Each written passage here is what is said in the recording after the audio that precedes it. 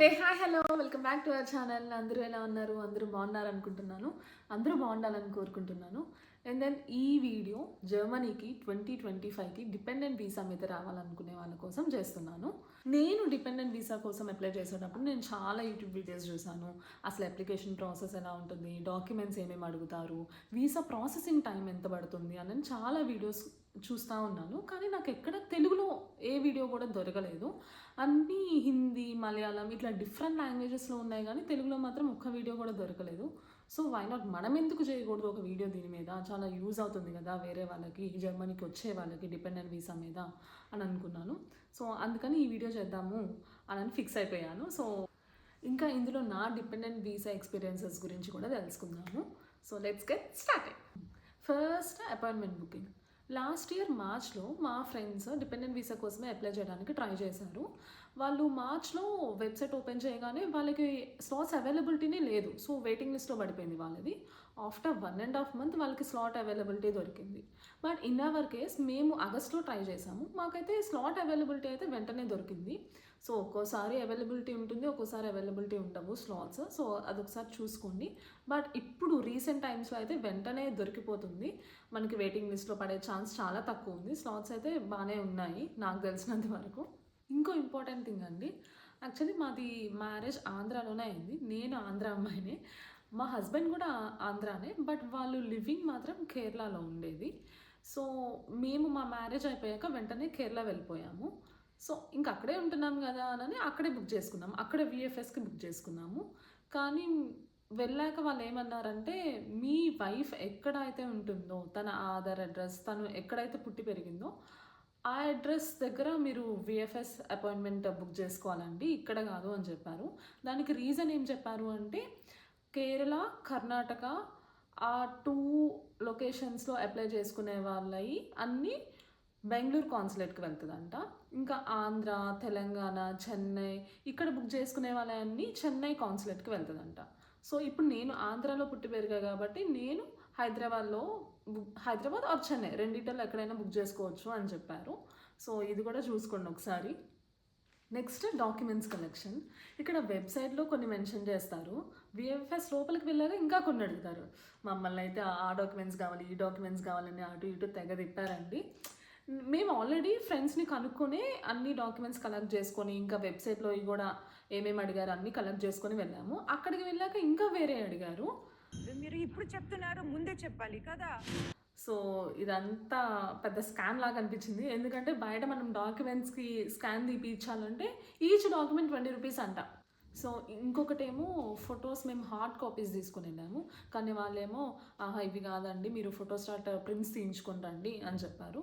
కానీ మా ఫ్రెండ్స్కి ఏమో హార్డ్ కాపీస్ యాక్సెప్ట్ చేశారు. సో ఒక్కొక్కరు ఒక్కొక్కలాగా అడుగుతారు, చెప్పలేము మనం అది.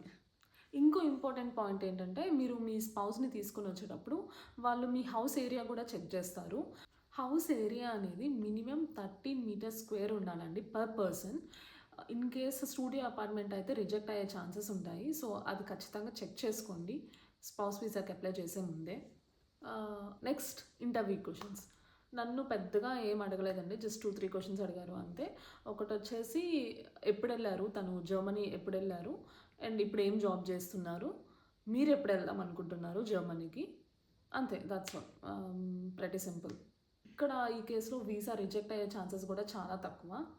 ఒక్కసారి ఇంటర్వ్యూ అయిపోయాక విఎఫ్ఎస్ నుండి బయటకు వచ్చాక మైండ్లో థాట్స్ రన్ అవ్వడం స్టార్ట్ అయిపోతాయి. ఇంకా ఎంత టైం పడుతుంది వీసా, ఎప్పుడు వస్తుంది అసలు ఈ వీసా, అసలు జర్మనీ కాన్సులేట్కి వెళ్ళిందా, డాక్యుమెంట్స్ లేకపోతే డాక్యుమెంట్స్ ఎక్కడైనా మధ్యలో వెనకలు తినేసినాయా, ఇలా డిఫరెంట్ థాట్స్ రన్ అవుతూ ఉంటాయి కదా. సో ఏదైనా కాంటాక్ట్ ఉంటే బాగుంటుంది కదా అని అందరికీ అనిపిస్తూ ఉంటుంది ఖచ్చితంగా ఈ ఫేస్లో. సో ఇప్పుడు మనం whom to contact about our visa status అనేది తెలుసుకుందాం.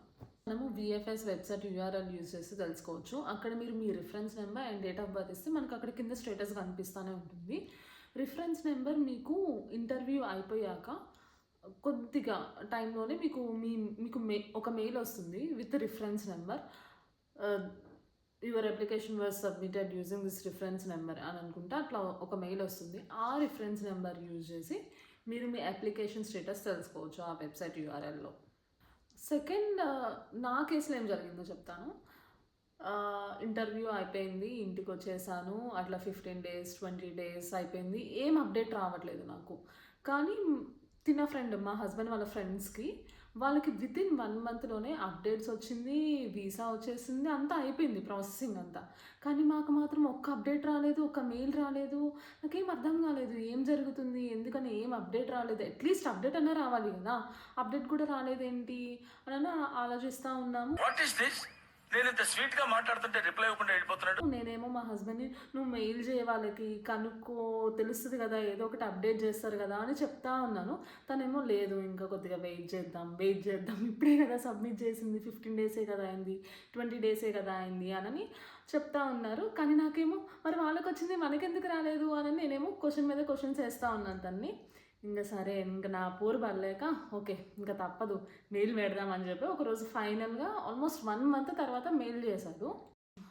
మనము మన పార్ట్నర్ ఉండే ఆ ఏరియాని బట్టి ఇమిగ్రేషన్ ఆఫీసెస్ ఉంటాయి. సో ఆ సిటీ ఇమిగ్రేషన్ ఆఫీస్కి మెయిల్ చేయాలి, అప్పుడే మనకి రిప్లై మెయిల్ వస్తుంది. అయితే మాకు 2 డేస్ తర్వాత రిప్లై మెయిల్ వచ్చింది. అది కూడా ఏమొచ్చింది, for visa related queries please contact the relevant embassy అని వచ్చింది. ఇదేంటి, వీళ్ళు కదా రిప్లై ఇవ్వాల్సింది, మళ్ళీ ఎంబసీని కాంటాక్ట్ అవ్వమంటున్నారు ఏంటి, మాకేం అర్థం కాలేదు ఏం చేయాలో. ఇట్లా కాదని చెప్పి మళ్ళీ ఫాలో అప్ మెయిల్ పెట్టాము. లేదు, ఇది ఫ్యామిలీ రీయూనియన్ వీసాకి మేము అప్లై చేసింది, సో మీరే ఆన్సర్ చేయాలి, మీరే అప్డేట్ ఇవ్వాలి అని మళ్ళీ మెయిల్ చేసాము. సో ఆల్మోస్ట్ 1 వీక్ తర్వాత మళ్ళీ దానికి రిప్లై మెయిల్ వచ్చింది. ఈసారి ఏమొచ్చిందంటే మళ్ళీ కొన్ని డాక్యుమెంట్స్ అడిగారు మమ్మల్ని, రెంటల్ అగ్రిమెంట్, ఇంకా proof of employment, pay slips, మళ్ళీ ఈ డాక్యుమెంట్స్ అడిగారు. ప్రూఫ్ ఆఫ్ ఎంప్లాయ్మెంట్ అడిగేసరికి మళ్ళీ సుమంత్ వాళ్ళ హెచ్ఆర్కి మెయిల్ చేసి, వాళ్ళ హెచ్ఆర్ రిప్లై ఇచ్చి తిను డాక్యుమెంట్స్ సబ్మిట్ చేసేసరికి 2-3 డేస్ టైం పట్టింది. సరే సబ్మిట్ చేసేసాడు, అయిపోయింది. యాక్చువల్లీ నేను విన్నది అండ్ మా ఫ్రెండ్స్ కేసెస్లో ఏం జరిగిందంటే, ఇలా డాక్యుమెంట్స్ సబ్మిట్ చేశాక 2-3 డేస్కి వాళ్ళకి అప్డేట్స్ వచ్చినాయి, లైక్ మీ వీసా ప్రాసెసింగ్ అయిపోయింది, మీ పర్టికులర్ ఎంబసీకి పంపిస్తున్నాము అని అనుకుంటా రిప్లై మెయిల్స్ అప్డేట్స్ వచ్చినాయి. కానీ మా కేసులో అలా అప్డేట్స్ ఏమీ రాలేదు. ఇంకా మళ్ళీ మాకు డౌట్ స్టార్ట్ అని, ఇదేంటి డాక్యుమెంట్స్ అడిగినాయి అన్నీ సబ్మిట్ చేసాం కదా, మళ్ళీ మనకి ఎందుకని అప్డేట్ రాలేదు, ఏమైనా తప్పు డాక్యుమెంట్స్ సబ్మిట్ చేసామా, లేకపోతే ఇంకా ఏమైనా డాక్యుమెంట్స్ సబ్మిట్ చేయాల్సి వస్తుందా, వాళ్ళకి ఏమైనా డౌట్స్ ఉన్నాయా, ఇలా చాలా క్వశ్చన్స్ రన్ అవుతూ ఉన్నాయి మా మైండ్లో. వెయిట్ చేస్తూ ఉన్నాము, 10 డేస్ అవుతుంది, అయినా కూడా ఇంకా ఏం రిప్లై రాలేదు మాకు. ఏం చేయాలి అని ఆలోచిస్తూ ఉన్నాము. సరే యూట్యూబ్లో ఇలాంటి కేసెస్ ఏమైనా దొరుకుతాయా అని నేను ఇంకా ఫుల్ యూట్యూబ్ మొత్తం స్క్రోల్ చేస్తూ కూర్చున్నాను. యూట్యూబ్లో కూడా నాకు ఇలాంటి పర్టికులర్ కేసు ఏం దొరకలేదు. సో ఓకే అని చెప్పి ఒకసారి ఫేస్బుక్లో చూద్దాము అని చెప్పి ఫేస్బుక్ ఓపెన్ చేసి, ఎన్నో సంవత్సరాల నుంచి వాడని ఫేస్బుక్ కూడా అప్పుడు ఓపెన్ చేసి చూస్తూ ఉన్నాను. చూస్తుంటే నాకు కొన్ని గ్రూప్స్ కనిపించినాయి, ఈ FRV related, family reunion visa related queries ఏమన్నా ఉన్నాయా అని చెప్పి అందరూ అందులో పోస్ట్ చేస్తున్నారు ఆ గ్రూప్లో. ఇలాంటి కేసెస్ ఎవరి అయినా ఉన్నాయేమో అని నేను చూస్తూ ఉన్నాను. కానీ ఇలాంటి కేసు అయితే లేదు. కానీ అక్కడ నాకు ఒక ఈమెయిల్ అడ్రస్ దొరికింది. ఆ ఈమెయిల్ అడ్రస్ పట్టుకొని ఇంకా మా సుమంత్కి ఇచ్చి, నువ్వు ఈ ఈమెయిల్ అడ్రస్కి మెయిల్ చేయి, మనకి ఏదో ఒక అప్డేట్ వస్తుంది, అందరికీ ఇలానే అప్డేట్స్ వచ్చినాయి అంట ఈ ఈమెయిల్కి మెయిల్ చేయగానే, సో నువ్వు చెయ్యి అని విసిగిస్తే ఫైనల్గా ఒకరోజు ఇంకా ఈమెయిల్ అడ్రస్కి మెయిల్ చేశాడు. చేస్తే 1 వీక్ తర్వాత మాకు అప్డేట్ వచ్చింది. బట్ ఈలోపే నాకు మెయిల్ వచ్చింది that your visa is approved అని. సో ఫైనల్గా అప్రూవల్ మెయిల్ వచ్చేసింది. యాక్చువల్గా అయితే మీరు విఎఫ్ఎస్లో ఎన్ని డాక్యుమెంట్స్ సబ్మిట్ చేసినా కూడా వీసా ప్రాసెస్ చేసేటప్పుడు ఈ ఏబిహెచ్ వాళ్ళు ఖచ్చితంగా మీకు ఏదో ఒక మెయిల్ పంపించి ఈ డాక్యుమెంట్స్ కావాలి, ఆ డాక్యుమెంట్స్ కావాలి అని మళ్ళీ అడుగుతారు. మనం మళ్ళీ డాక్యుమెంట్స్ సెండ్ చేయాల్సి వస్తుంది. సో ఆ డాక్యుమెంట్స్ ఒకసారి ప్రాసెస్ అయ్యాక వాళ్ళు ఏబిహెచ్ వాళ్ళ నుండి మనకి మెయిల్ వస్తుంది that your visa is getting process and మీకు చెన్నై కాన్సులేట్ నుండి అప్రూవల్ మెయిల్ వస్తుంది అని చెప్పి మనకి ఒక అప్డేట్ లాగా మెయిల్ వస్తుంది. కానీ మా కేసులో అలా ఏబిహెచ్ నుంచి ఏ అప్డేట్ రాలేదు. మాకు డైరెక్ట్గా చెన్నై కాన్సులేట్ నుండే అప్రూవల్ మెయిల్ వచ్చేసింది. సో డిపెండ్స్, ఒక్కొక్కరికి ఒక్కలాగా మెయిల్స్ వస్తూ ఉంటాయి. అప్రూవల్ మెయిల్ వచ్చాక మీరు విఎఫ్ఎస్కి వెళ్ళాల్సి ఉంటుంది మీ పాస్పోర్ట్ సబ్మిషన్కి. అప్రూవల్ మెయిల్లోనే మనకి మెన్షన్ చేసి ఉంటుంది, లైక్ మీరు పాస్పోర్ట్ తీసుకుని వెళ్ళాలి and copy of that approval email and travel insurance. ఈ 3 డాక్యుమెంట్స్ తీసుకుని వెళ్తే సరిపోతుంది నెక్స్ట్ టైం వెళ్తున్నప్పుడు. యాక్చువల్గా ట్రావెల్ ఇన్సూరెన్స్ మేము ఫస్ట్ టైం ఎప్పుడైతే స్లాట్ బుక్ చేసుకున్నామో అప్పుడే ట్రావెల్ ఇన్సూరెన్స్ తీసుకున్నాము.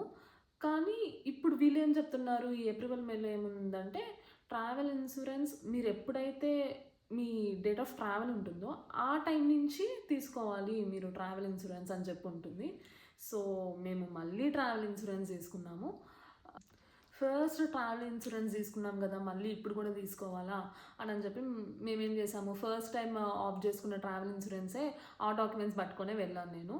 కానీ లోపల తీరా వెళ్ళాక ఏమన్నారు, లేదు ఇది పనిచేయదు, మీరు మళ్ళీ ట్రావెల్ ఇన్సూరెన్స్ తీసుకోవాలి, ఇప్పుడు మీరు వెళ్ళే డేట్ దగ్గర నుంచి తీసుకోవాలి అని చెప్పారు. ఇంకా అప్పటికప్పుడు మా హస్బెండ్ ట్రావెల్ ఇన్సూరెన్స్ అప్లై చేసి తీసుకొని ఆ డాక్యుమెంట్స్ వచ్చి ఆ డాక్యుమెంట్స్ మళ్ళీ ప్రింట్అవుట్ తీయించుకొని అలా చేసుకునేసరికి చాలా టైం పట్టింది. ఆల్మోస్ట్ 4కి క్లోజ్ అయిపోతుంది. సో 3:30 అరౌండ్ ఆ టైంలో నా డాక్యుమెంట్ సబ్మిషన్ అంతా అయిపోయింది. అదే టైంలో వీళ్ళు SMS service, courier service of చేసుకోండి అని చెప్పారు. ఇంకా నేను కూడా ఆ హడావుల్లో సరే అని తీసుకున్నాను. నాకు టోటల్ 2500 కాస్ట్ అయింది. ఓకే అయిపోయింది. బయటకు వచ్చాక నేను మా హస్బెండ్కి కాల్ చేశాను, ఇలా 2500 పే చేశాను, SMS సర్వీస్ ఉందంట, ఆఫ్ చేసుకున్నాను, మనకి నోటిఫికేషన్స్ వస్తూ ఉంటాయి కదా, సో దట్ మనకి తెలుస్తూ ఉంటుంది, అప్డేట్స్ వస్తూ ఉంటాయి అని ఆఫ్ చేసుకున్నాను అని చెప్పాను. తనేమో ఇదేంటి SMS సర్వీస్కి ఆల్రెడీ నేను స్లాట్ బుక్ చేసేటప్పుడే పే చేశాను కదా, మళ్ళీ ఎందుకు పే చేసామని అడిగారు. నాకు అర్థం కాలేదు. ఇంకా ఏం చేస్తాం, పే చేశాక ఇంకేం చేయలేము కదా. మీరు కనుక హైదరాబాద్లోనే ఉంటే VFSకి వెళ్ళి మీరు మీ పాస్పోర్ట్ కలెక్ట్ చేసుకోవచ్చు వన్స్ మీకు మెయిల్ వచ్చాక. లేదు అంటే కొరియర్ సర్వీస్ కూడా ఆఫ్ చేసుకోవచ్చు. అండ్ ఈ టైం ఫ్రేమ్ వచ్చేసి మ్యాక్స్ 3 to 4 డేస్లోనే మనకి వీసా ఇంటికి వచ్చేస్తుంది. ఇది అంత ఎక్కువ టైం అయితే ఏం పట్టదు. అండ్ ఇంకొకటి, మీకు ఏం అప్డేట్ రాలేదు అనుకోండి, లైక్ మీ ఇంటర్వ్యూ అయిపోయి 2-3 వీక్స్ అవుతుంది, బట్ స్టిల్ మీకు వాళ్ళ దగ్గర నుంచి ఏం అప్డేట్ రాలేదు. సరే వాళ్ళు 3 months చెప్పారు కదా టైం పీరియడ్, సో కొన్నాళ్ళు వెయిట్ చేద్దాము అని ఉండకండి. ఒక 2-3 వీక్స్ అయిపోయాక మీరు జస్ట్ అప్డేట్ తెలుసుకోవడానికి మెయిల్ చేయండి, పర్లేదు. అలా మెయిల్ చేస్తేనే ప్రాసెసింగ్ తొందరగా అవుతుందేమో అని మా పర్సనల్ ఎక్స్పీరియన్స్ ద్వారా మాకు అర్థమైంది. ఎందుకంటే మేము మెయిల్ పెట్టిన తర్వాతే మాకు అప్డేట్ వచ్చింది, లైక్ ఈ డాక్యుమెంట్స్ సబ్మిట్ చేయండి అని. సో ఒకవేళ మేము మెయిల్ పెట్టకపోయింటే మాకు ఇంకా ఎప్పటికి వచ్చేదో అప్డేట్ అనిపించింది. సో మీరు వెయిట్ చేయని అవసరం లేదు మరీ ఎక్కువ టైం. ఒక 2-3 వీక్స్ అయ్యాక పర్లేదు, మనం అప్డేట్ కోసం మెయిల్ చేయొచ్చు, that's fine. Me ABH mail పెట్టండి, వేరే వాటికి కాదు. మీ పర్టికులర్ సిటీ ఇమిగ్రేషన్ ఆఫీస్కి మెయిల్ చేయాలి. అండ్ లాస్ట్లో VFSకి వెళ్ళేటప్పుడు ఈ పాయింట్స్ మర్చిపోకండి. 15-20 minutes ముందు వెళ్తే చాలండి VFSకి. మీరు ముందు వెళ్ళినా కూడా వాళ్ళు ఎలో చేయరు. And the most important thing ఏంటంటే మీరు ఏ బ్యాగ్స్ క్యారీ చేయొద్దు, ఎందుకంటే వాళ్ళు బ్యాగ్స్ ఏమీ ఎలో చేయరు, అట్లీస్ట్ వాటర్ బాటిల్ కూడా ఎలో చేయరు. సో మీరు బ్యాగ్స్ తీసుకుని వెళ్ళా మీరు అవి బయట పెట్టి వెళ్ళాల్సిందే. అండ్ అక్కడ లాకర్స్ ఉంటాయి, మీరు బ్యాగ్ 1 hourకి 300 rupees కాస్ట్ చేస్తారు.